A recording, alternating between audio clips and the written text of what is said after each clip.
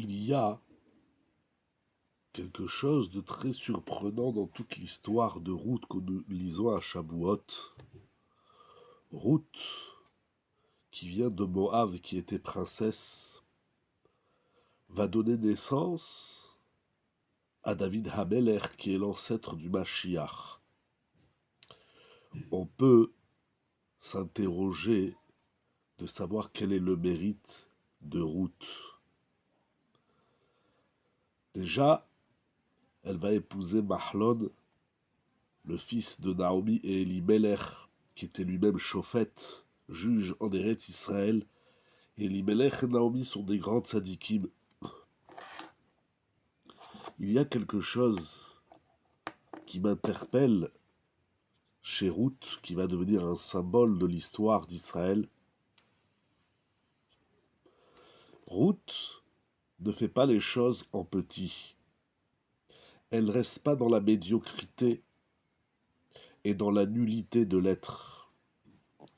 Tout d'abord, elle veut épouser le fils du Gadol Hador. Il y a une très grande discussion dans les Mefarshim de savoir si Ruth et Orpa vont se convertir avant d'épouser Mahlon et Chilion, ou bien Mahlon et Chilion épousent Ruth et Orpa alors qu'elles sont encore non-juives. C'est une très très grande discussion dans les Midrashim et dans les Mefarshim. Mais d'abord, Ruth veut épouser le fils du Gadol Hador. Deuxièmement, au deuxième chapitre de la Megillah de Ruth, il est raconté qu'au retour de Naomi et de sa belle-fille Ruth, après qu'elle se soit convertie et qu'elle n'avait rien à manger, la Megillah nous raconte que Naomi a un proche parent de la famille de Elimelech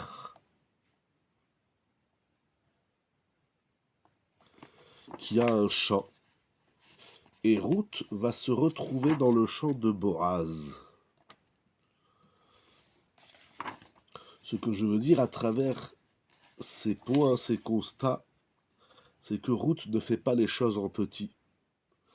Elle épouse le fils du Gadol Hador. Elle se convertit en Am Israël. Elle ne quitte pas Ruth, sa belle-mère, parce qu'elle veut se convertir. On apprend de Ruth les lois de la conversion.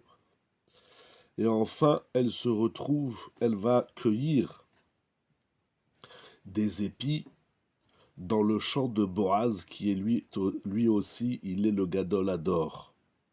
Ruth met la barre très haut. Elle ne se limite pas aux choses de bas niveau. Elle veut que du top. Et c'est pour cela, il me semble, que Ruth donne naissance au Mashiach, à David Hamelech.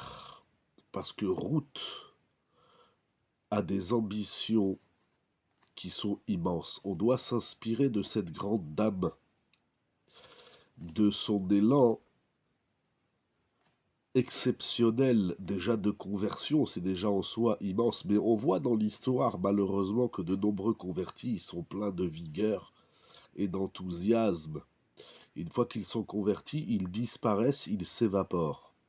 Il y a eu dans l'histoire des grands convertis, comme Yitro, Onkelos Hager, et beaucoup encore, qui ont marqué notre histoire, parce que déjà l'élan de la conversion est immense, et de rester avec ses ambitions fortes,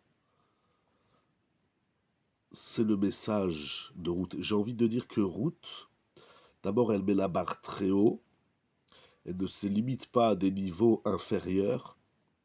J'ai envie d'avancer, je n'ai pas trouvé encore de référence, mais Ruth, si elle donne naissance à David Hamelech, c'est parce qu'elle veut donner naissance à David Hamelech. Elle a cette ambition de mettre au monde des descendances qui vont marquer et écrire l'histoire jusqu'à la fin des temps. C'est ça son ambition.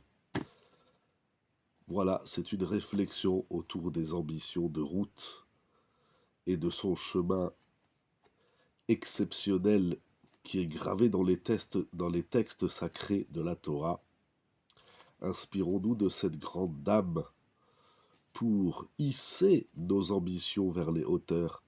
Be'ezrat Hashem.